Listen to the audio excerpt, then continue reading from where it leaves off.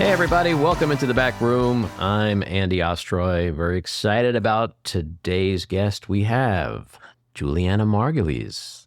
She is an Emmy, Golden Globe, and Screen Actors Guild Award winner, currently starring as Laura Peterson on Apple TV's The Morning Show.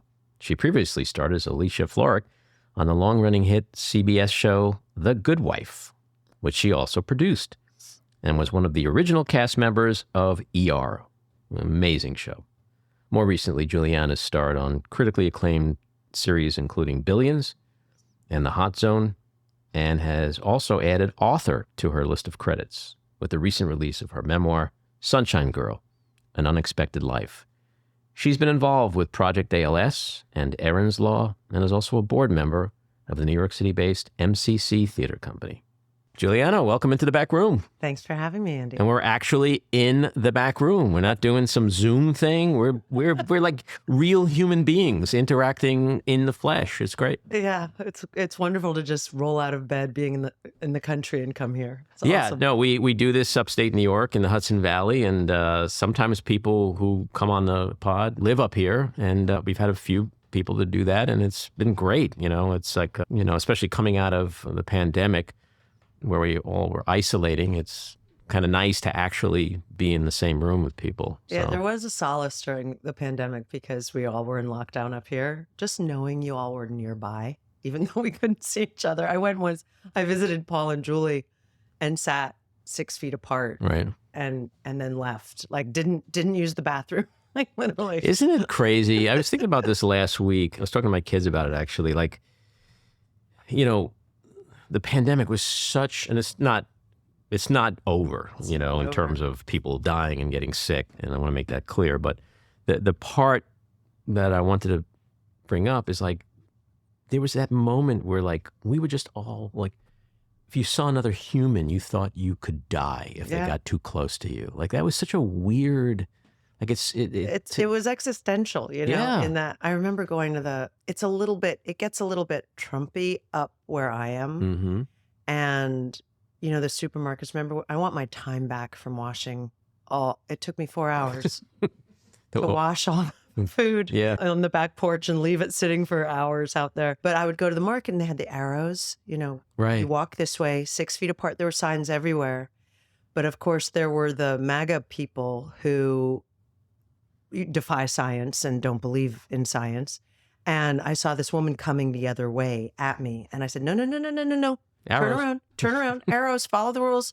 And she started bitching and and I said, you must turn around. And then I yelled, I don't want to die. Turn around. I thought, oh my God, what am I doing? Yeah. I mean, this is insanity. It's such a strange thing to remember those days where it was like watching like The Walking Dead, where like you feel like, oh my God, I went to a market, like an open air, like a Migliorelli kind of thing. I remember during that period, and when I got back into my car, I was like, oh my God, I touched the door handle, and I think I just touched my face. Like for 3 days, I literally thought I was going to die. Like I was just waiting for the symptoms to come, and it was just like terrifying. It was terrifying for everybody and really tragic for so many. And yet here we are. I was just thinking today, because I used to always keep hand sanitizer in my car. And I realized when I got out of the car today, I was like, oh my God, I don't have hand sanitizer in my car. I don't carry it in my bag anymore. Why did I stop? Because human beings we just get used to what's put in front of us. Right. Like it was a no-brainer. I was flying back and forth to go and do the morning show during lockdown. And that first ride on the plane, I remember I had 2 masks on, a face shield, gloves, and then you look back and you're like, and I just sat there for 6 hours on my way to LA, comatose. I didn't want anyone touching me or talking to me. And I think we've all missed that collective just communication and being able to see people. It's so nice to see people. No, and just to travel. I mean, I've been on one flight in the last 3.5 years, and that was to go to my son's wedding in Mexico. Like I'm still a little phobic with some of this stuff. Oh, yeah. I'm over it. I've been traveling so much. Yeah. No, I mean, look, I have family members and friends. They flew places. They had parties. And I was like, I can't do it. But this past fall, I started going to restaurants. And so I'm basically living my life the way it used to be. Right. But it's just weird when you think back on, and we were talking before about kids and how they suffered through the lockdown and not being in school and the development that they didn't get a chance to experience that is so critical to their development, socialization. It's critical to adulthood. I feel so bad for those teenagers that the most important thing at that age should be your social life and your independence. Mm-hmm. And they had neither. Mm-hmm. So what I want to start with is probably not the way interviews with you usually start. Okay. Bring it on, Andy. I don't want to talk about movies and TV right now. We're going to get to that. But I want to start with your book, which came out about a year ago, and it's called Sunshine Girl, An Unexpected Life. And I found so many interesting things about it, parallels to my own family, which I can share in a moment. But this book started out as like an acting handbook, right? It wasn't supposed to be a memoir. That's right. Yeah. I was shocked when 7 years on The Good Wife. So you're talking 156 episodes, 156 hours of television. And I was always a little surprised at set etiquette behavior because I grew up, I learned the craft of television young on ER, where the camera, the crew, the actors were all collectively the ensemble of the show. Like, without either, you don't get either. Right. And it was a great training ground. And, on top of the fact that you just treat human beings respectfully and no matter what their job is, And so I was so shocked some days to see people behaving badly in front of crew members or complaining. And I would just cringe thinking like, God, you make 3 times more than they do, and they will be here 17 hours longer. Just shut up. So it actually was Michael J. Fox and I were sitting there one day in court. Court days were always the worst because they were so long, because there were so much to cover. And he looked over at me. He was at the other counsel table, and he goes, "You're looking at behavior, aren't you?" And I was like, "Yeah, it's shocking." And he goes, "I've always wanted to write a handbook, like how to behave on a set." And I said, let's do it. And he goes, "Yeah, let's do it." So I started writing this, what not to do, what to do. Michael Caine had written a book years ago about saying good morning to your DP because you want to be lit well. And that always stayed with me. I read it when I was in college. And I was like, of course you should always say good morning to your DP, not just because you want to be lit well, but because you should be kind and lovely. Important role on a to film. work with. Yeah. So anyway, I started writing it, and I started weaving into the chapters my own life story a little bit. And when I had about 9 chapters, and they had been asking me to write a book while I was on The Good Wife. I had been asked by many different publishers, does she want to write a lifestyle book? Does she want? And I was like, dear God, no, I have nothing to impart. And so then I started writing when I finally had time. And when I sent the nine chapters in, my agent said, acting handbooks don't sell, but you've got a hell of a story here. Try and write that. Wow. And that's when I was like, do I have a story? Is this worthy of telling or reading, or will anyone get anything out of it? And it's been such truly a journey I never imagined, because when you write a book, it has a very different life than when you act in a movie or a TV show or do a play, and you never know who's picking it up and reading it. So it's just this constant, narrative of people saying, by the way, I read your book, or suddenly getting a letter from someone saying, I just finished your book and I want to talk about my family. It's given me the courage to change it's just amazing. It's a very different journey than acting. And I really loved it. Don't know if I'll ever do it again. You did it so authentically. And, that's the key to doing a memoir, is to just not bullshit and to be honest.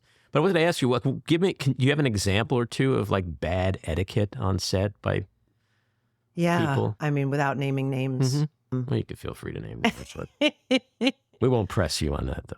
Yeah, so when one person you're hired as a professional. When you get hired, you are a professional. There were a couple of actors that threw tantrums because they didn't like the writing or they didn't know their lines and they were angry. And I would come home. I'll never forget my husband, who's not in the business at all. And I was like, God, it was like putting out fires all day long. People having tantrums and screaming. And he said, in in my line of work, if anyone came in and threw a tantrum, they'd be fired. Right. You don't do that in the professional Mm-hmm. world. And it hit me. I was like, wow, so how do you then, I know actors are temperamental, and listen, what we do, it looks easy, but a lot of times it isn't. But your job is to make it easy. Mm-hmm. I am paid to come to work on time and know my lines Mm-hmm. and be kind and decent to people. Mm-hmm. Also, as an actor, for me, I need to work in a safe environment. If I'm going to be as vulnerable as I can be on camera, or funny, or whatever it is, take risks, I need to know that the entire crew and cast is behind me. How do you create that environment? By treating everybody with, kindness and respect, and being there for each other. So when one person comes in and starts railing, it's an environment I can't work in. It's very difficult to then calm the set down. Or if you come in, like we had this one actor was always high on, not pot. I wish it was pot, because then he would have been more mellow, but never knew his lines ever. And I remember finally, and I just wanted the crew, I had a little kid at home, so it meant if he didn't know his lines, it meant I couldn't get home to put my kid to bed. Mm. I'd already left at 5 a.m. and didn't see him. So I used to actually memorize his lines as well as mine, just in case, especially in a court scene, my character can do all the law talk, Mm-hmm. So I used to memorize his lines. My husband would be like, "You're crazy. Why don't you just call the head of the studio and say this is not?" And I was like, "It's just exhausting." Sounds like he might have been like a method actor. Nice. That's what I would call a Grandpa Irving joke. Yeah, I get that a lot from my kids. Usually followed with, "Dad, that didn't land well." I don't know in today's world with all the phones recording everything that would be acceptable anymore. I think people are a little bit more hesitant to behave badly when they know that it can show up on social media. Right. We tried to have a rule, no phones on set, because it was so distracting. Only when my kid was a baby did I have it on silent. And I would say to my nanny, unless you call, if you call, it's an emergency. And there was only one time, actually, Griffin was playing the judge. The phone rang, I'm in court. And I was like, "I'm sorry, you guys, I gotta get this." And my kid had broken his arm in 3 places. But that was the only time I've ever actually picked up a phone on set. That's the other thing nowadays. It's like, leave your phone in your trailer. When you're in the middle of a scene with someone and they yell, "We need 10 minutes for lighting," and that person that you're doing the scene with is on their phone like this, and then they say an action, they put the phone down, that disconnect has already happened between you and your acting partner. So I find, as much as modern technology is great in that we can all do a lot of things we weren't able to do before, it cuts off human contact, especially when it comes to acting. Because everything, acting's reacting. So I think it's really difficult, and I have so much respect for sets that refuse to have phones. Mm-hmm. And so you started writing the book when you had chicken pox, or? Yeah. So when I wrapped the last day, I discovered at 3 a.m. I had adult chicken pox, which is more painful than anything you can imagine. So you hadn't been vaccinated as a kid, or? No, I had not. Mm-hmm. Not for chicken pox, because the chicken pox vaccination didn't exist. Were you a Trumpster when you were a kid? Was there some kind of like political aversion to vaccines, you and your family? It's so interesting because my mother, who was very holistic and, brown bread, brown sugar, everything was organic. She was actually way ahead of her time when I think about it. But because she had seen the polio outbreak when she was a little girl in Brooklyn, vaccinations were absolutely on the table for her kids. Like we had we had whatever vaccine you could get, but really the chickenpox vaccine didn't come out until years after I had already gone into my 20s. And I figured I don't need it now. What adult thinks they need it? And by the way, and this is for anyone listening, after I got adult chickenpox, my doctor said, "Let me just tell you, you want to get what's the other one? Shingles. Shingles, oh, yes. Which I've never had. But he said, if you think chickenpox were painful, let me tell you, get the shingles vaccination." And I did. You get them 6 months apart. Mm-hmm. You're a little bit fevery for a day. It doesn't matter because I hear shingles are just the worst. And then a friend of mine who didn't have the shingles vaccination at 40 got it in her eye. Oh, Jesus. And had to have surgery, and it ruined her retina. Wow. So I'm just saying, just do it because it's not worth it. Yeah, kids, the vaccines work. They work. It's not just a Faucian fraud thing going on. Yeah. And so your book, you do get brutally honest in your book about your family life. You grew up in some chaos. Yeah. A lot of love. A lot of love. But chaos. Crazy chaos. And also not really child-centric, one would say. You know, the reason I wrote the book in bed with chickenpox was because I was trying to figure out, how did I get here? Why was I holding on to so much stress in the last 7 years that I allowed myself to get so sick? Mm-hmm. Not that you can avoid, you know, a disease like chickenpox. I mean, it's going to happen, right? A virus. But I really needed to do some self-searching as to why I kept, no matter what. On The Good Wife, I used to look at it as an Olympian, would look at how to face the Olympics.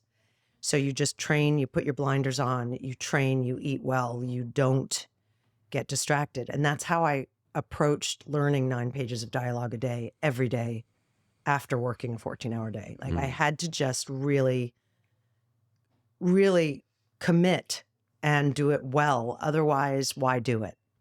And what happened was I held on and held on and held on. And then the second they always say that, you know, the second you finish something, your body goes, and you're done. Right.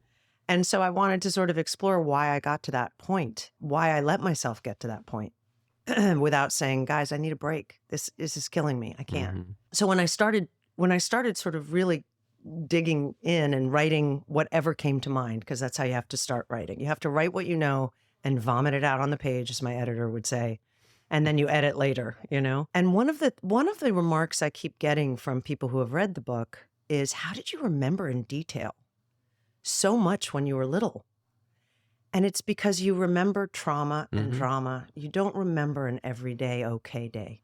You don't remember the norm. You remember the abnormal. Right. You know? That's what stays with you. And so it was actually also because I kept journals since when I could start really writing at around the age of 8, I kept journals, and some of them are just silly and ridiculous, but I have boxes and boxes of them.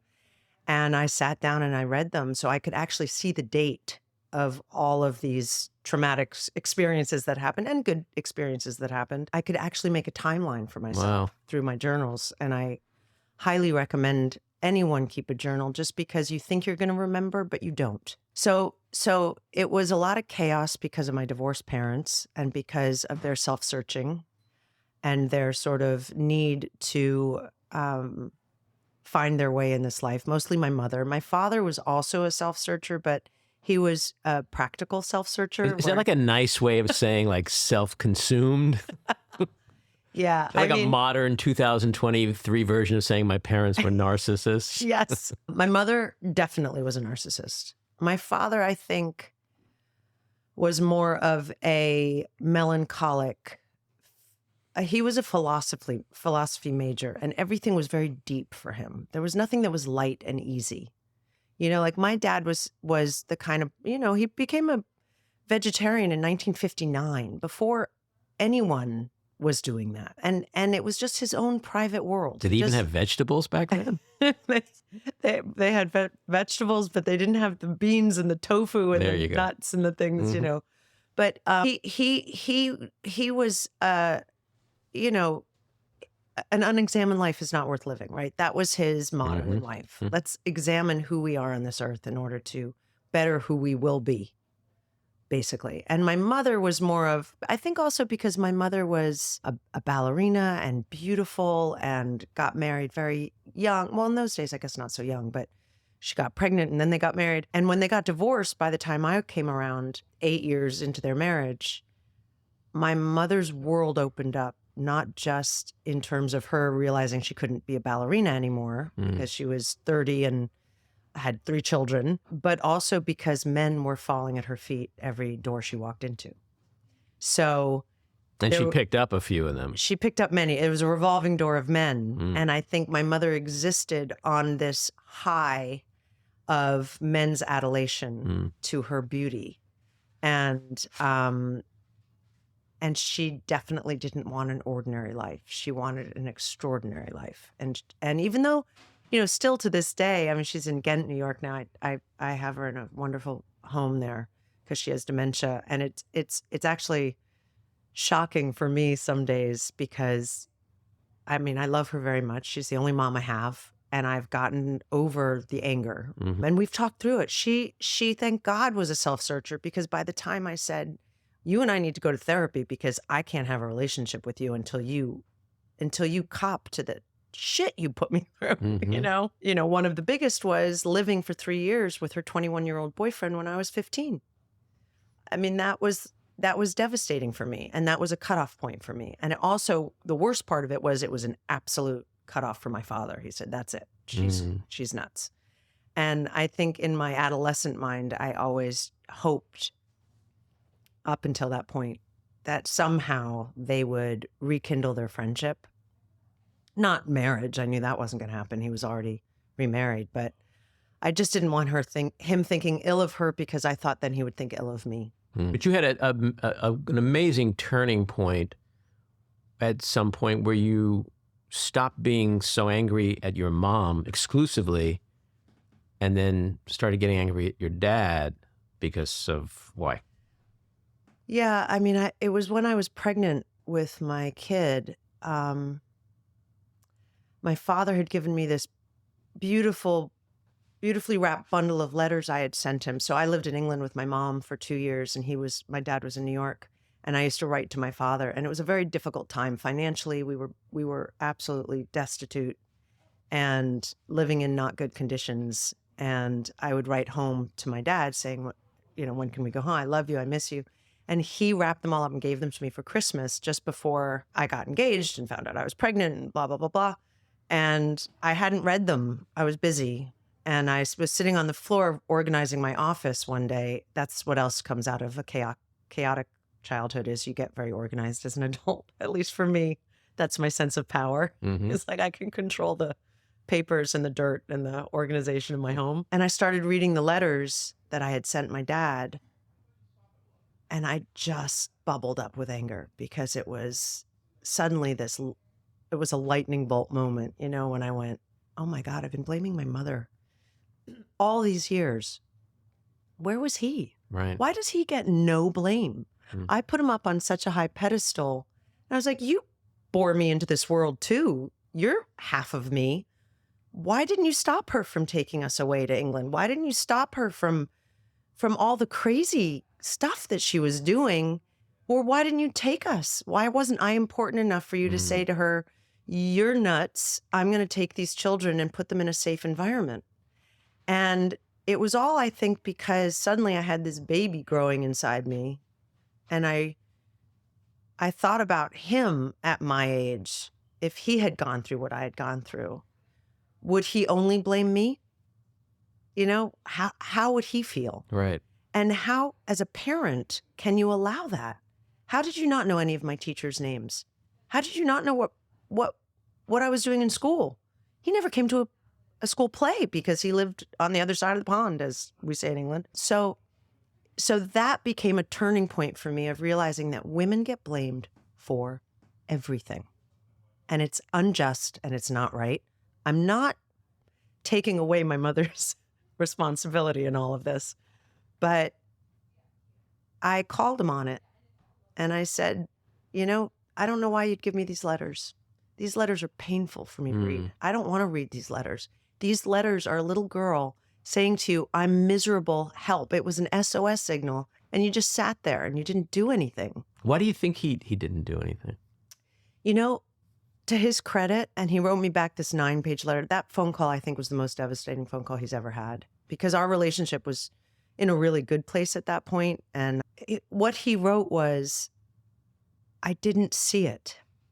I did the best I could. And I thought that was providing an education for you girls and giving your mother enough alimony to have a roof over your head. But I also was struggling.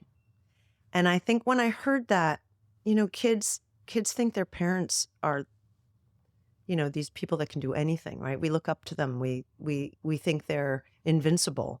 And when you hear that they're struggling, because he never showed me the struggle, I didn't see it. Like when I came to New York City to visit him as a kid, it was always like a fantasy. You know, we'd go to Tavern on the Green for my birthday and then out to see Annie on Broadway. My stepmother was wearing Chanel suits. My father was wearing, you know, Ralph Lauren. They looked like the most glamorous Upper East Side couple you can imagine. Unbeknownst to me, my father was in debt. Mm. When I came to the city, he just wanted me to have the best time with him. But he was like a Mad Men ad exec guy, right? Yeah, he was very successful as a copywriter and then through that as an art director. Mm-hmm. Not an art director, I apologize. He didn't draw, but he was the creative director of many huge advertising agencies. But he never invested well, and he wanted to quit the business every second he could get. So at 50, he retired without the kind of funds that him and his wife were used to living on, even though they kept living on. Right. It's not what you make, they say. It's how much you spend. It's what you spend. And I really didn't find any of that out until I got ER. And I was 25, and my dad called me and said, "Can you help pay my mortgage?" Wow. And that's when I realized, like, wait, what? This guy who wrote Plop Plop Fizz Fizz, he was... Your dad wrote Plop Plop Fizz Fizz? He did. Jeez. I mean, one of my favorite gigs in the business is voiceovers. And I was the voice of Chase Bank for 7 years. And in the early days when I would walk into Saatchi & Saatchi to do my voiceover, and all the guys there were like, "Did your dad read the script? They all knew him. He was legend, you know?" Wow. And then they changed agencies over the years. And it was so interesting to watch the advertising agency change so much as a voiceover artist, coming from someone like my dad, who was the big macha in advertising. Because I remember my last voiceover session for Chase, this was just before the pandemic and lockdown, they all looked like skateboarders. All the executives were wearing, you know, baggy T-shirts, and they had skated over from Brooklyn to Union Square. It's a very different world now, and it's very fast. And I mean, like to the average person, like I think we grow up thinking like, wow, if somebody wrote Plop Plop Fizz Fizz, like they must make $1 billion having written something like that. But it's not true. It's not true. I don't know enough about it, but I know. So when he wrote that, he was at Wells Rich Green, and Mary Wells, who's actually written a book, she wrote a book a while ago, and he's in it. He ended up having to sue them because he did not get paid what he was supposed to get paid. And I don't really know what happened with that lawsuit. What I know is he left Wells Rich Green and went to work at a million other ones, Doyle Dane Bernbach. And before, there was a branch of Saatchi & Saatchi that they took over that my dad was creative director. I mean, the brutal part of living in England with my mom, when I did as a young girl, was that we begged my mom to move back to the States. And when we finally did, my father took a job in London. And it was just... That's interesting. Yeah, it was... My mother was furious because she loved living in England. And suddenly we were stuck in New Hampshire, which was not her plan at all, but she had a job in New Hampshire. Live free but or my die. dad went to become a creative director of Grey Advertising, I think it was. And then he quit 3 months before Saatchi & Saatchi bought them. So his stock, he always had stock in all these companies, but he always quit Before the big payout. So there was no, and then in 87, I remember I was a junior in college when the big stock market crashed. And he said, "I've just lost pretty much all your college funds. So you got to start working." So, you know, he just was never smart with money, and he liked to spend it. And he had a wife who liked a lot of chintz, and chintz is expensive. And so he wrote, so you got these letters, and then you had this big phone conversation, and then he wrote me this beautiful letter saying, you and your sister's the most important thing to me. And I really thought I was doing the right thing. And I'm, you know, between alimony, your schools, taxes, you know, by the time I get my paycheck, I'm living off a third of it. And he said, "And I'm sorry." And, you know, at the time I was 40, and I said, "Apology accepted." Because I think at a certain point, and I've said that with my mom too, like, she has said, "I'm sorry," and meant it. That's so important. We were talking before. There's a lot about your childhood that resonates with me in terms of the craziness and the narcissism and all that. I often joke that I was raised by wolves, and getting that apology is so important. I've let go of a lot of my shit, even though I never got the apology, because it just got to a point where it's like, I got to let go of my shit. It's what I mean? Like toxic it is toxic. And part of the toxicity, getting rid of the toxicity, is also kind of moving out the people with the toxicity. So it kind of has to go hand in hand. But there was a moment when my son, who's now 30, when he was like maybe 2 years old, I had taken him to visit my parents when they were living on Long Island before my dad died. And, 2-year-old boys, or 2-year-olds, they just run everywhere. Yeah. And I'm running after him. My mother's like, put him in the playpen. I was like, I don't want to put him in the playpen. She's like, put him in you won't have to chase him around. I'm like, I want to chase him around. I want him to explore. I want him to experience things. And this went on literally they didn't have that social clue of like, all right, no, he said what he wants to do with his kid, leave him alone. And this was Father's Day. And it was escalating, and I don't remember exactly what happened, but there was a point where my father said like, oh, we were such horrible parents when you were growing up. And I was like, let's not get into this. It's Father's Day. I'm here. The sun is shining, right? Let's have a nice visit. And he goes, no, I want to know what was so terrible. Just pick a time in your life that you thought I did something bad. Wow. And I was like, all right, you asked. I said, how about from 12 years old to 17, being told every single day you're a moron, you'll never amount to anything. And he was a taxi driver, and so he would say, I'm going to save my taxi for you. Oh, boy. So I thought, okay, here we are, the big moment, the big reveal, kids. This is where he's like, oh my God, son, I had no idea. He was smoking his Chesterfield cigarettes, spitting out the tobacco, and he looks at me after a pause, and he goes, you took me seriously? Oh, and I was like, okay. There you go. I think that's the best I'm going to get today.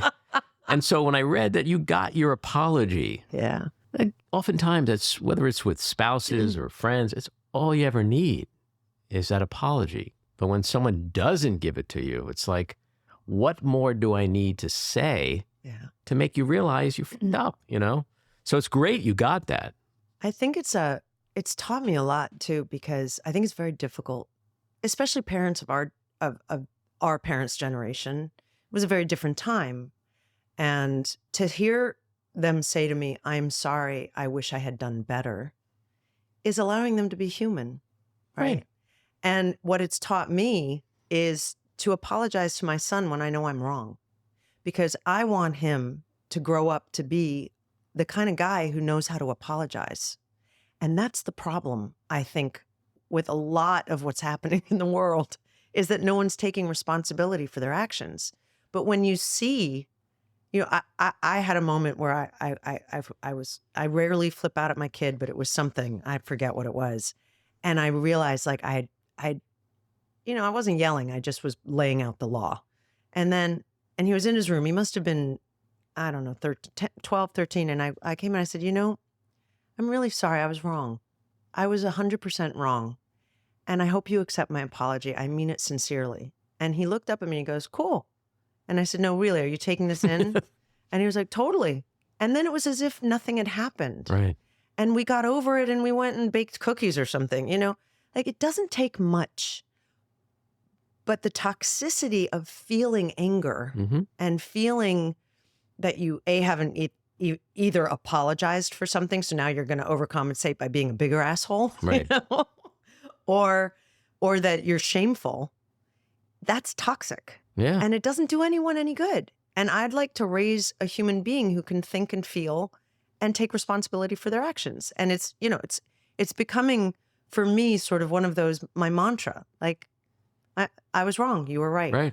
That is so satisfying. The ability to apologize simply means that you're listening. Yeah. You can hear. I don't know if you ever watch CBS Sunday mornings. Occasionally, when I remember. Yesterday, they did a great little segment on how people who speak less are more successful in life, in every aspect of life, whether it's work or relationships or friendships. Because when you speak less, that means you're listening more. Right.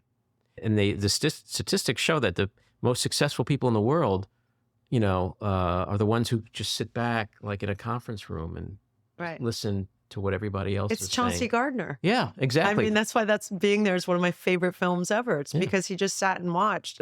Like everyone was like, "You're brilliant." Yeah. You know? But like when you're in a relationship, what's more important, whether it's a parental relationship or a child relationship or romantic relationship, what is more important than hearing an "I'm sorry"? Right. Because what that's saying is, okay, this person heard me Right. and understands what I was feeling, accepts responsibility, and is letting me know that. Yeah. Boom, done. Like what else? It's huge. You can say cool and just move on because there's no reason not to. Right. It's when people don't do that it's like you go in your room and this one goes to this room and it's, why do they apologize? Can't they just apologize for? Right. And then that just festers and it's so unhealthy. So your big break was playing a hooker in Out for Justice. Nice segue there. Yeah. But you got your SAG card, right? From Got that? my SAG card from that The all-important SAG. fabulous Steven Seagal film. Uh-huh. Yeah. But it is one of those pivotal moments for an actor because it's so hard to get your SAG card. Right. You can't do a job without your SAG card, but you can't, like, how do you get the job? Right, So it's total it's a catch-22. catch-22. But yeah, that job got me my SAG card and got me on the sort of the road to ER fairly quickly, which was really lucky. That was such a great show. And I read a quote of yours because you were on it for 6 years and 132 episodes. Something like that. Something like that. And then in 2009, you returned for one more episode, right? Yeah, I forgot about that. During the 15th. Yeah, George and I went back. Well, the quote is that I called George up and said, if you do it, I'll do it. And we were both very aware we had careers because of that show. Yeah. And we also love those characters. But then this is the part I love. You said, I remember walking onto the Warner Brothers lot and they asked for my ID. I used to have my picture on the wall there. It was a little surreal, but a lovely way to come full circle. That's a great story. Yeah. A humbling, like, a generation maybe had sort of come into the picture and they didn't remember the first 6 years. Right. And now they're asking you. I didn't have a parking spot anymore. Yeah. Yeah, I mean, it is a humbling moment because it also, you just realize like everything comes when it's supposed to come and goes away and comes back. Like, don't get too big for your britches. I used to drive onto that lot and just wave to the guy and the gate would just go up. And now I had to show my license, get a permission slip from the office for a parking spot. And it's good. It keeps you, humble. I'm sure George didn't have to do that, by the way. It was probably just me. But I also like, I have to say, I had a meeting with a writer in New York City last week. And she said, oh, you probably don't go out in public, right? Is that awful to meet at a restaurant? And I said, I take the subway. Nobody knows who I am. And if they do, New Yorkers are so cool, no one cares. Right. That they're living their lives. Do you ever see those videos that people post on Instagram of celebrities on the subway? Yeah. And like, Keanu Reeves will be just standing there reading a book. Like, New Yorkers don't give a fuck. They don't give a fuck. I mean, every now and then the worst that's ever happened, which is the best, is someone's like, love your work. But they say it quietly because they don't want to draw attention. They're so respectful. So I need to live my life where I go to the grocery store and meet my friends at restaurants and live a life. So when I drive onto the Warner Brother lot and they ask for my license, I'm just like, oh, yeah, it's the same way I do when I'm, anywhere else. I just assume no one knows. And it's a much easier way. Every now and then I'm pleasantly surprised when they, move you to the front of the line because they know who you are, but it's not how life works and it shouldn't work that way. And so after ER, you did a bunch of TV shows and some theater. You were in Searching for Deborah Winger, which Adrian was a part of that documentary. I never saw it. It's really interesting. I remember doing it at Melanie Griffith's house, I think it was. Yeah, They just had a whole bunch of... that was her film. Yeah, I need to watch that. Yeah, there's a few things. And then you were on Sopranos. You played Juliana Skiff. Yeah, that was a great experience. And so you came to that show when it was already like... in their last season. It was already a legendary show. And so that was like a huge thing to be a part of that show at that point. It must have been a lot of fun to be on like a real, like historically successful. Well, I was a huge fan from the beginning. Who wasn't? Right. It was such a well done show. And it is a strange process. David Chase works in a very different way. I get a call out of the blue from my agent saying, David Chase has written a part for you on The Sopranos. We're going to send you the sides. They don't send out scripts. And I was like, all right. And then the character's name was Julianna. It's like, this is a little weird. I was born in Spring Valley, New York, near Nyack. She's from Nyack. Like there was a scene written. Is that intentional or is that just I'm wacky reading it and I coincidental? started to feel kind of like, I was like, wait, what? And even down to one weird thing, because I'd never met him except maybe at an Emmys party because I was on ER when they first started. But even down to that, he had a scene where I'm in the theater with movie theater with Michael Imperioli's character, and my character insists on buying red vines, which was the only time I ever eat red vines is in a movie theater. I have a weird craving for them, and I was like, does he have a spot? Like, what's going on? A drone It following all you happened everywhere. to be coincidence. That's crazy. But then I actually have a funny story that entails Griffin Dunn on that, because there's a scene I'm reading where my character's a heroin addict and she's in her bra and her panties and she's doing heroin with Michael Imperioli, and then she crawls over to the waste paper basket and vomits. Sexy. Very sexy, hot. And I was livid. I was like, this is gratuitous bullshit. I don't do these kind of, nakedy scenes, scantily clad.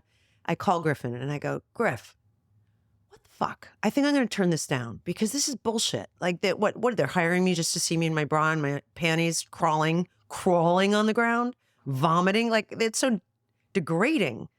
And Griffin goes, don't be an idiot. Do it.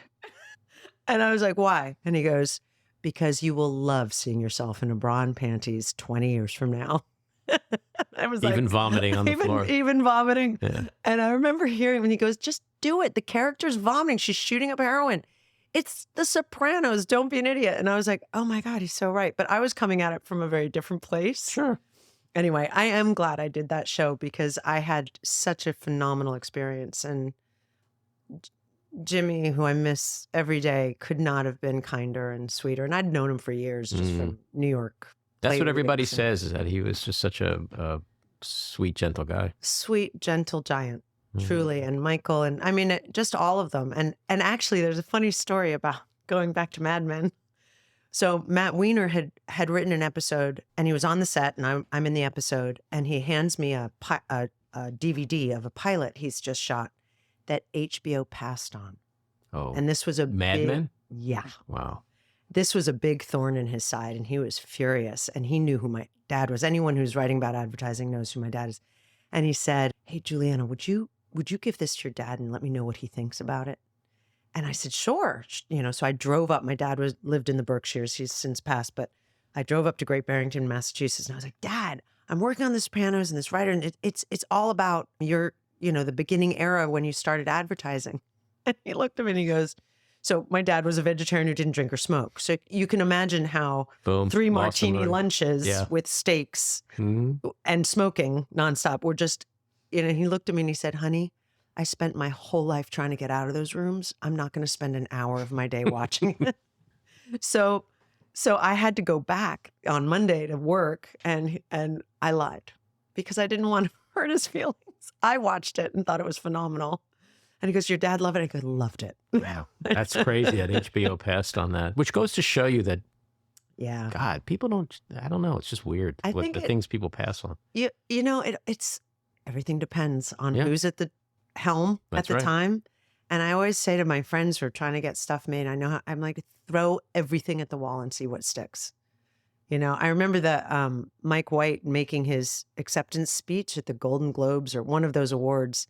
And I loved how he looked at everyone in the room and he goes, you all know who passed on this for White Lotus, and now it's like one of the most success. He said, we sent this out to 80 studios and they all passed. One person. It just takes one person that's to all say it takes yes. is one person. Yeah. So then you did Good Wife, 7 years and the bazillion episodes, but you're also a producer of that. So I wanted to ask you, what is it about producing you love? And do you really want to do more of that? And because that's so different than being an actor.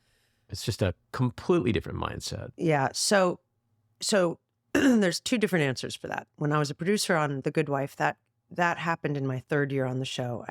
I realized I was putting out so many fires that were happening on set, and I was the eyes for all the writers. The writer's room was in LA, and Robert and Michelle King, who ran the show, would come often, but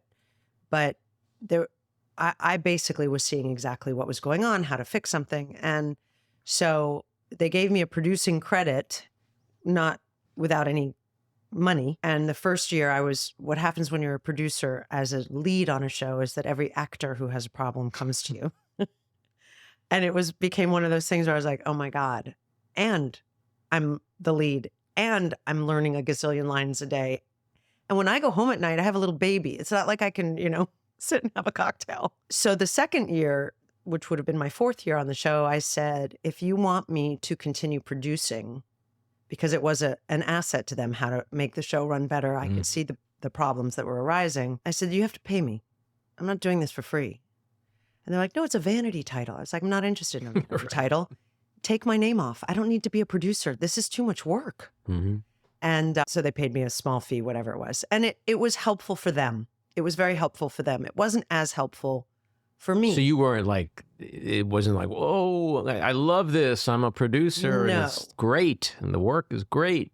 I loved that they came to me with advice. I did love that part. I loved that they had me in the room when difficult decisions were being made and asked me my opinion. I think it was very helpful for all of us. But now I'm executive producing a show that I am, and I'm working with some incredible writers and my producing partner. So now what I love about producing is I'm really in a power position where I get to decide. I mean, we're not quite at our writer's room has till May 1st, and then we go into pre-production. So once we get the full green light of pre-production, then I go on location scouts and casting, hair, makeup, hire the crew, all of that stuff. And me and my showrunner, we literally have a list of red flag moments. We do not want our set anything but a place where everyone wants to be. Like I said, you work too hard on a set to not want to go out and have a drink with these people. I don't want one rotten apple in the bunch. I don't want one actor coming up and not coming out of their trailer because they don't like a line. You can complain about it all you want up until the day we're shooting. But once we're shooting, no, because there's a crew trying to get home to their family. Right. You're holding up 150 people. And so far, because I sold the show in October, and then we wrote the pilot. Anyway, so far, every step of the way has been absolutely intriguing and fascinating. And then being able to, I'm working with Courtney Kemp, who's just one of the most incredible showrunner writers. She actually wrote on The Good Wife and left to go and write her own show for Starz called Power. And then she had 5 spinoffs and she put Starz on the map, basically. And she and I just think alike, and she knows me well enough because she used to write for me. And it's just been a real pleasure to be in the collaboration with the writers. From the ground, you started from the ground up. Yeah, the floor. idea came from me and my producing partner. She took it and ran. And I said, these are the 3 things I want to play on a show that I haven't seen. I gave her my 3, we gave her our 5-page outline, and she wrote the pilot in 3 days. She was just like. And what is this show about? So I'm nervous to talk about it because we have a blinking green light. So can I come back after it gets picked up and I'll tell you all about it? No, you cannot come back. We will not allow you back. All right. So we'll put that aside for a second. So then you did Dietland, The Hot Zone, Billions. You've been on a bunch of shows after Good Wife. And then The Morning Show, which I just watched like 2 weeks ago. Because my kids were like, you got to watch this. Because I studied broadcast journalism in school. That was my major. I wanted to be a journalist. And I have friends who were producers on like the Today Show. And it was So it was right up my alley. And I loved it. And but I didn't know you were on it. Yeah, I didn't know I was. So I was like, oh, there's Julianna.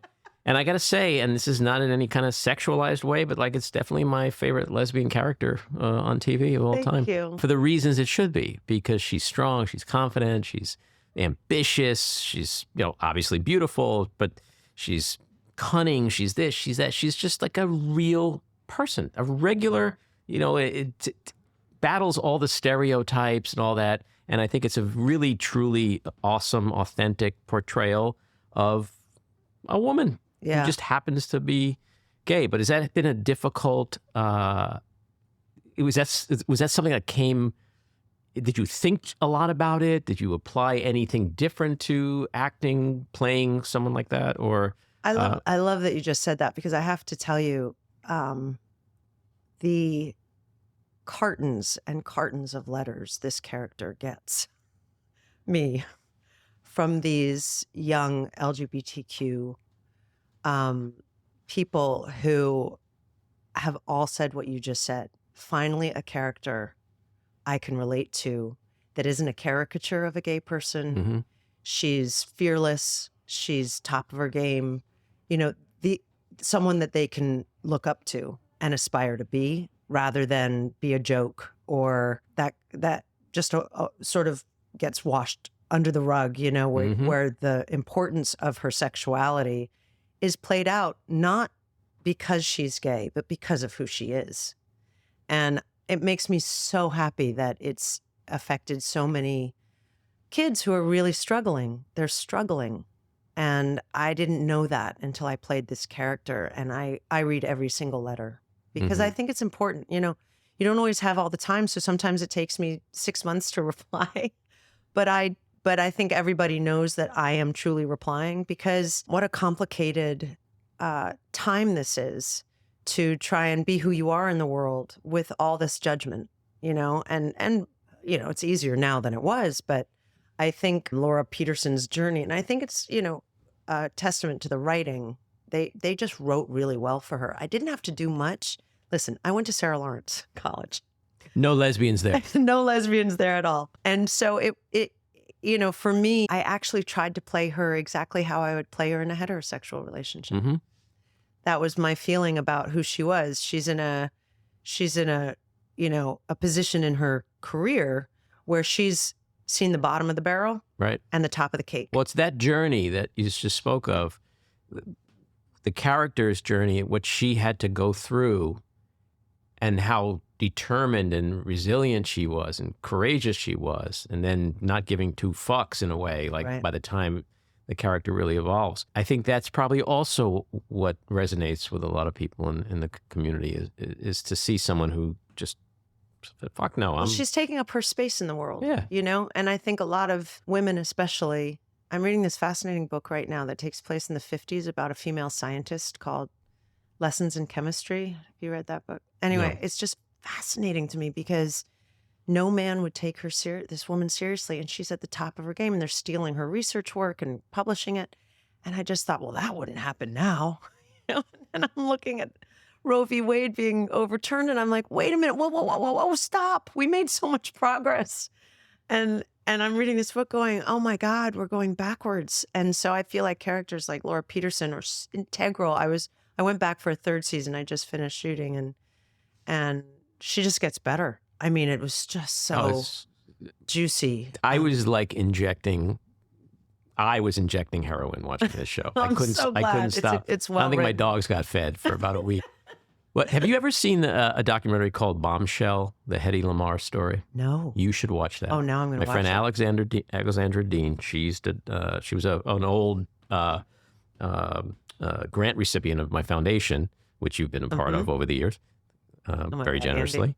And this was her first film. She directed this documentary about Hedy Lamarr. And you mentioned Hedy Lamarr literally was an inventor. She invented the technology.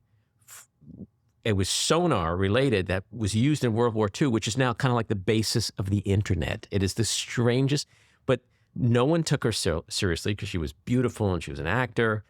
Everyone took advantage of her. They stole all the stuff from her. She didn't make a nickel of it, but it is a fascinating story. If you want to watch a documentary, I'm going to watch truly it. amazing. You're going to walk away going, oh my God, not only did I not know this about this incredibly famous actor from back then, Right. but what a horrible story that she died like kind of destitute because she just got Right. taken advantage of. Well, yeah, it's the Women of ENIAC. Have you heard that story? No. Walter Isaacson wrote a beautiful book called Innovators. And there's a chapter in the book that I had met him at a think tank a while ago. And he and I were getting into this discussion about how women aren't credited with the things that they do. And he said, he handed me his book, and this chapter called The Women of ENIAC, 6 young mathematicians at the invention of the computer were called from all parts of the country. So there was anyway, these young girls, they programmed the computer, the first computer. Wow. And when it got the big, reveal of the computer, not only were they not credited, they weren't invited to the dinner. It was all men. Crazy. And these young girls were just tossed aside. I bet you there's a million stories like that. Yeah. So you've been in so many great films and television, but I have to say, for me, your role as Helen Hofstangel in 2003, Hofstangel's Hitler, The Rise of Evil. Oh my God, you watched that? No, I'm kidding. That just seemed like an easy joke to make. Me and Liev Schreiber. What was that film about? Oh my God. Aside from Hitler, The Rise of Evil, which pretty much says it all in the title. It actually was quite fascinating. She's a real character, Helen Hofstangel, and her husband, I'm forgetting his first name, Mr. Hofstangel. They were Americans who went to Germany, American Jews, who went to Germany just when Hitler was coming into power. And her husband was sort of like Hitler's friend, and he was a Hitler supporter. And she started watching what was going on and saying, this is not what we want to, this is not good. The fascism's okay, but the genocidal stuff got to stop. Yeah, she ended up taking her son and leaving him and went back to America just before the war started.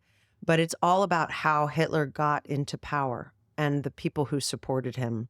Interesting. So is this where can that film be viewed? That was on, I think it was a miniseries for CBS at the time. I'm going to try to find that. But honestly, I never saw it.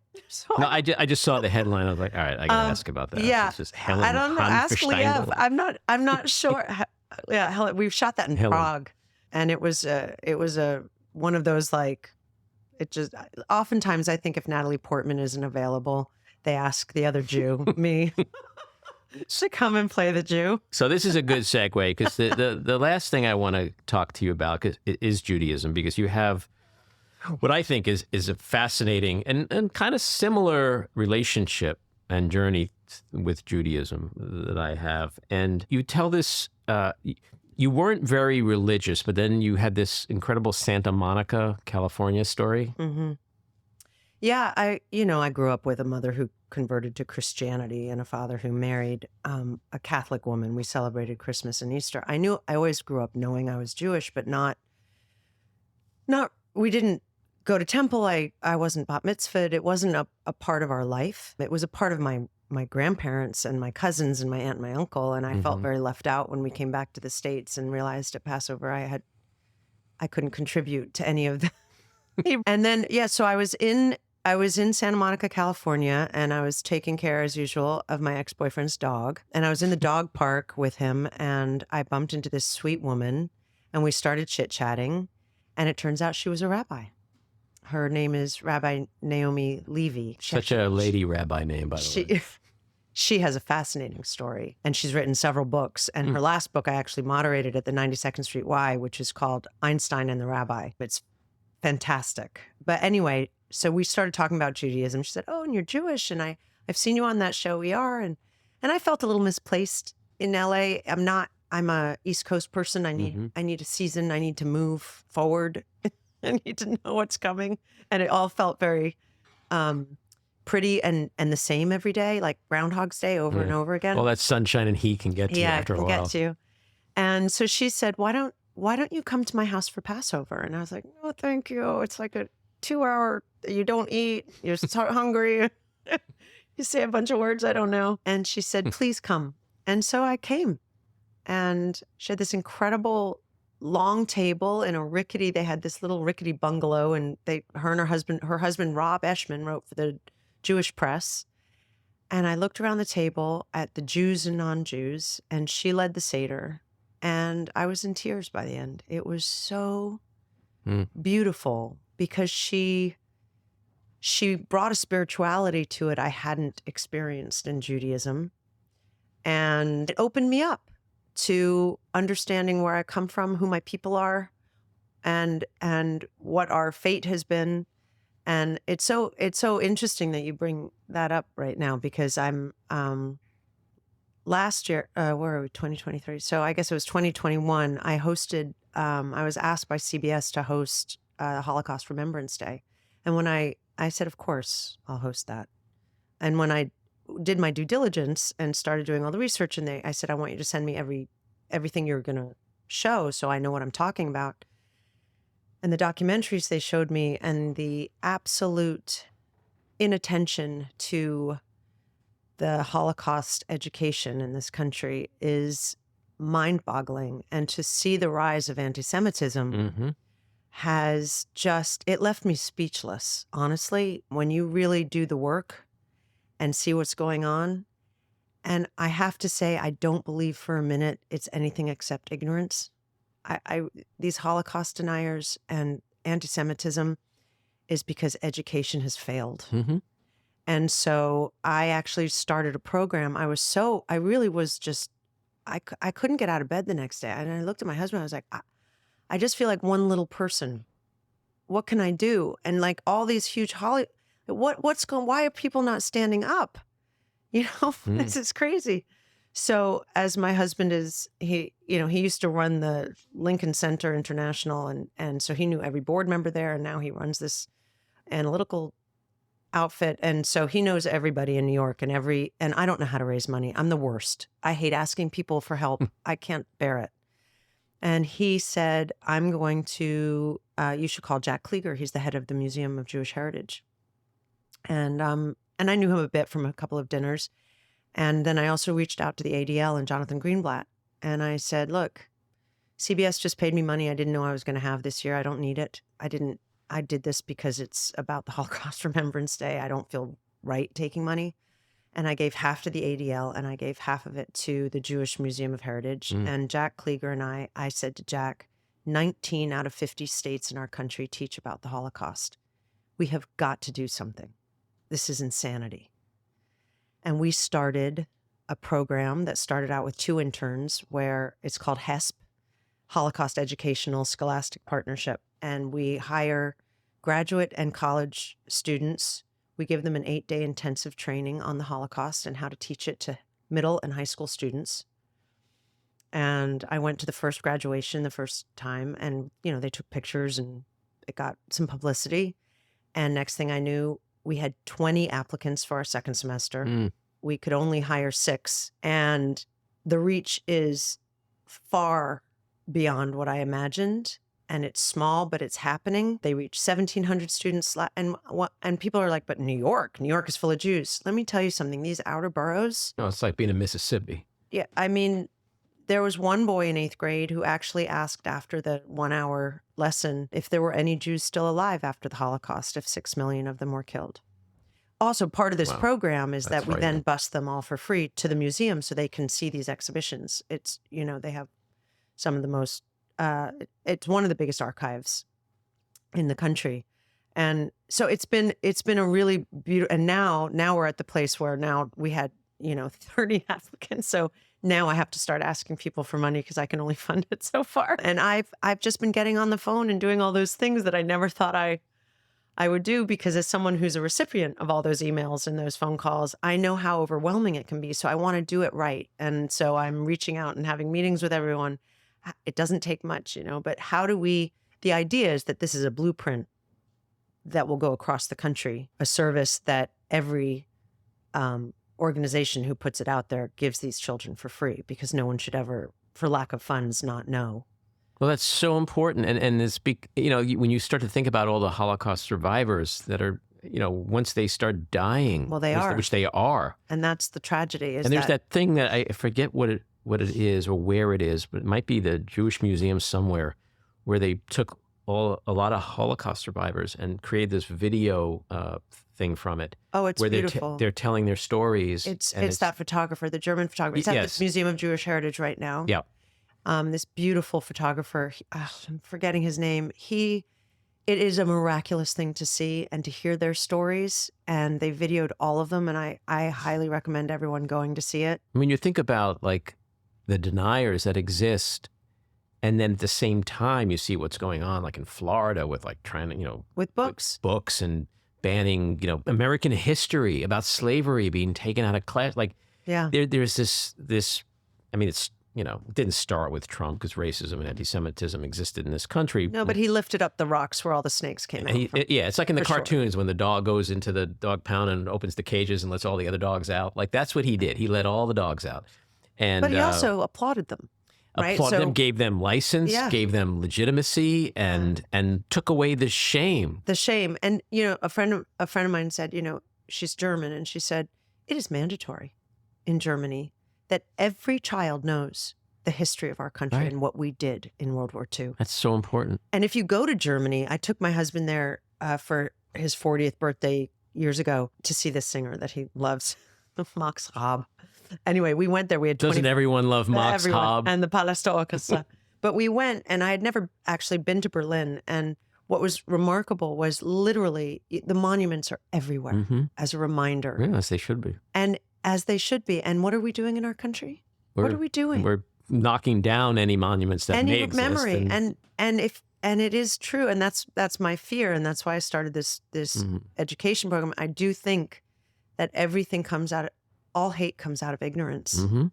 Well, they say kids aren't born No, kids are born hateful, right? They're not. It's what you put in them. And so I feel like, Rome wasn't built in a day. You got to start somewhere. Well, it's like when you see the protests sometimes, and the parents with little kids, and the little kids holding a sign that says "God hates fags and Jews," right? Like, where does that come from? It's not coming Yeah. from a 7-year-old, right? It's coming from the racist, ignorant, anti-Semitic It's parents. ignorance. And so it's same with dogs, right? If they're in a loving environment, they're a loving dog. It's not Right. that hard. Right. So being Jewish for me as an adult, because it wasn't really part of my childhood, has given me, I shouldn't say a sense of purpose, because I feel purposeful just being a woman on the planet, but it's given me a voice to help. If you have any kind of platform, you may as well shine a light on this stuff if they're going to follow you anyway. I stole that from George Clooney when he went to Sudan, but I got it. He was like, "Look, I guess they're all going to follow me anyway. Why don't I put it to good use?" Right. And now that I'm seeing the outcome of it, and in fact, we had this 8th grade class up in the Bronx. They were so taken by it, and they get to choose their own project at the end of the semester, and they chose it all about the Holocaust and the Jewish history, and I have pictures of it, and I start crying. I was like, okay, so it's like acting. If you can reach one person in the audience when Right. you're on stage, then you've done your job. Yeah. And so it feels like, okay, these are seeds, right? We have to plant these seeds to protect what should never happen again. Mm-hmm. And so that's and if you talk to what I want to do is get all the Holocaust survivors' grandchildren. I don't know if you saw this, but maybe a year and a half ago, this 13-year-old great-grandson in England of a Holocaust survivor, they made a TikTok that went viral. Oh, wow. And I thought, young learn from young so much, which is why our program is working, because it's these young, cool college, and they're not all Jewish. Like, Aubrey May, who's this girl who's doing her whole thesis on genocide, she said, this is about hate. This isn't just a Jewish cause. This is a cause, right? Let's just put it in that barrel. And, but truly, like, I feel like if we could get the grandchildren and the great-grandchildren from these Holocaust survivors who are dying out now to tell their story, because that is a burden for them. When you are the child or grandchild of a Holocaust survivor or great-grandchild, that story is part of your woven fabric in your DNA, and it is their job, but we need to help them. And so I thought, part of this program, I've been reaching out to the Jewish Museum in California and a whole bunch of other places. And I said, I'd love to get all the grandchildren in one place. That's a great idea. And talk about their grandparents' experience, because they know firsthand. And is there do you have any kind of website or anything for if you go to the website for the Museum of Jewish Heritage and just look up the HESP, HESP program, you'll see where you can donate, because any penny helps create more finances to get more interns. These interns want to do it. And we had a scary incident, not scary, just a couple kids who were ignorant that sort of spoke back. And I got worried that my interns wouldn't want to do it anymore. It just made them want to do it more. They were like, okay, They Well, really it's don't know. kind of proves the whole Yeah. mission, right? Yeah. So yeah, if you just go onto the website for the Museum of Jewish Heritage, you can find a link that will let you read about it, and I think there's a whole article on me and the interns in there. And every year it's going to get bigger, and I'm just so happy that these kids want to teach it, and these other kids are willing to learn it. It sounds like such an important thing. And I want to ask you about other charitable work. Again, you've been very helpful with my foundation, the Adrian Shelley Foundation, but you're also involved in Project ALS and Erin's Law. Yeah, Erin's Law has been sort of my, I've been championing Erin. Her name is Erin Marin, and she started a law to teach children that they have a voice when it comes to sexual abuse. She was sexually abused as a child, and for years by someone she knew. First a cousin and then a friend. And her mission is, Erin's Law is a 1-hour mandatory course taught age appropriately from kindergarten through 12th grade in public schools that teaches children they can speak out against anyone who has sexually abused them, hopefully to stop sexual abuse, to be able to say, this is safe touch, this is not safe touch, this is a safe secret, it's grandma's surprise birthday. This is not a safe secret. Don't tell anyone or I'll kill you and your family. Right. So smart. It's giving children tools to have a voice. And we have passed it now in 38 states. India just adopted Erin's Law. And Canada last week. I just got an email from Erin. In fact, I want to make a documentary about her. I wish I was a documentarian. I have to find the right person. But she is this tiny little thing. She has 4 children and no money, and she drives cross state lines with her baby breastfeeding and stands and literally tries to get her bill passed with legislatures. What's so fascinating is that so many of these legislatures try and make it political. Well, is Planned Parenthood involved? It's like, what? We're talking about children being abused. There's no political, but she knows how to handle it. Well, you're so talking about beautifully. people who think it's okay for a 10-year-old to carry a rapist baby. So you got to know your audience. So here's the proof is in the pudding, so to speak. But so New York, I was appalled. We had not passed this law, and she tried for 7 years. Wow. And finally, I did the thing I hate doing, and I called Gayle King, and I called Mariska Hargitay, and I called Katie Couric, and I called everybody I knew who has any kind of influence or voice. And we wrote letters. Anyway, we got it passed 2 years ago. The first class that was taught was up in Rochester at a public school to 3rd graders. And there's always a police officer present. And then, the age-appropriate doctor or psychologist who will come in and talk, and the teacher. And after the hour of the class, 9 kids, 9. Raised their hands. The principal of the school had been sexually abusing them every time it was told, you need quiet time with principal so-and-so.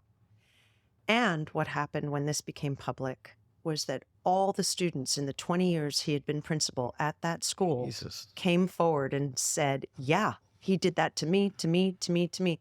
He's now behind bars for the rest of his life. So it works, right? We have stopped his abuse and these children are getting the right help, but God help us, we weren't there soon enough. Had New York passed this law when we tried to get it passed 7 years ago, we could have saved those children. Right. It is a no-brainer law. Like, of course, why wouldn't we give these children these tools? It's like you said before, it's all stems back to education. Right. And there's a big part of this country. I mean, Donald Trump said, "I like people stupid," right? I like, of course, the ignorant. Like the ignorance follows him. Look at birth control and sex ed, right? Yeah. They don't want sex ed. They also don't want abortions. Right. So it's so contradictory that, but it's whether it's about race or sex ed or abuse or any kind, or Holocaust, like it's. There's a movement in our country which is frightening to just take really important things out of education. Erin always says the only people who should be worried about this law are the perpetrators. Right. Well, but right. So why finish that sentence though? Right. Exactly. And that it's what I have to really meditate before I go to sleep and I don't read the news before I go to sleep. I cannot believe how I feel ignorant we this country has become of other people's, what is it you fear about women or people of color? Why the hate? Why are you so afraid of someone who doesn't look like you or believe in what you believe in becoming powerful? Why does that make you scared? And it just makes me crazy. I mean, I go down this rabbit hole and then I can't come back. So I'm trying to learn how to just breathe and know that I can't. Well, I did have politics on here. I was going to ask you what keeps you up at night, but you've already answered that question, basically. I had a doozy when Roe v. Wade got overturned. I crawled into a hole for a few days and could not stop crying because I was at those, when I was in college, being like this, women's rights, man. Like, what? I mean, I'm reading this book now and hearing that this woman couldn't get a credit card because she never married her husband who she had a baby with, and women couldn't get credit cards unless they're, it's like, wait, what? I just want progress. I want to move forward. I want to get out of this ridiculous hole. And I feel like we elect these nuts. They're nuts. Marjorie Taylor Greene is a nut. Yeah. And we still have to deal with Donald Trump. He's still around. And he's like a barnacle that won't. I just like cockroach is more like it, actually. And then I'm reading this morning, might be indicted on Tuesday. I'm like, yeah, and he'll just get it. Everything. Every time I got my hopes up, the millions of criminal acts he has. Yeah. Like there are so many. Wait, you mean he's not the most victimized human on earth? I thought it was all just like he's such a great guy, but like everyone on the planet is against him. Oh, so he's actually a criminal. Oh. Do you remember when it was a big deal that Bill Clinton might have smoked pot? Like, I look back at those elections and I'm like, guys, remember when that was the big deal? Like are you kidding me? What's her name? Michelle Obama wore sleeveless. Like that was like, Melania was like a hooker, for fuck's sake. I mean, like, you know what I mean? Like, the world is the world. I was going to say America, but the world is kind of upside down right now. It is, but then here's. I want to flip it a little bit because then you do see the humanity in people and the goodness in people in times like this. Like when I reached out to say I need to do something about how can I help this rise of anti-Semitism, it was amazing to me. Jonathan Greenblatt let's meet for coffee tomorrow. Jack Klieger, how do you want to educate? What do you want to do? People are there. There are humanitarians in the world who actually have a brain and have an empathetic heart and do want to change. So I think the grab line is always the negative line, right? That's what pulls us to the headline is, and listen, I'm the worst. Like the second I see Trump indicted, I'm like, I go straight to that article. I missed out on, before I read about, Putin meeting with China, I was more interested in Trump going to jail because that grabs my attention. And I caught myself. I was like, wait, but I do think there are really good people in the world. And I think if we all band together, and it is the beautiful part of seeing, with the rise of anti-Semitism, the Asian community, the Black community, the Jewish community, all coming together and saying, this is universal hate, by the way. This isn't just a Jewish problem. This isn't just a Black problem. This isn't just an Asian problem. And so when you see those communities come together, there is hope because I can't wake up without feeling like there's hope. Yeah. Well, that's a lovely way to end our conversation. Thank you for reeling it back into hope and optimism and the future, because I do agree with you. And it's an important message to walk out the door with every day, because sometimes it could seem really dark, but you got to find those. You have to find the light. The light. And it is there. And it's whether it's two steps forward and a step back, or one step forward and two steps, like we are moving. It's hard to see that progress, but it is important to that there are people in this world who just don't suck. Yeah. Because there's so many sucky people right now. Well, you've been so generous with your time. Thank you so much for coming in. My pleasure. Coming truly. Into the back room. We're always thrilled when people come in. And absolutely, we hope you do come back again. Anytime. Anytime you'll have me. Alrighty. Thanks, right. Julianna. Thanks, guys. That's episode 54. If you like what you've been hearing, and even if you don't, let us know. We appreciate the feedback. You can leave us a message at 845-307-7446, email us at backroomandy@gmail.com, or tweet to me at Andy Ostroy. And when you listen, please take a quick moment to rate and review. It's very helpful. I want to thank my co-producer, engineer, and editor, Maddie Rosenberg, associate producer, Jan Hammoud, Cricket Langell for our artwork, Andy Hollander for our kick-ass music, Patricia Wind and the Epicurean for the Backroom Studio, and a big thank you again to our guest, Julianna Margulies. So keep your eyes on Washington, Hollywood, and your own backyards, and we hope you'll join us again next time. Have a great week.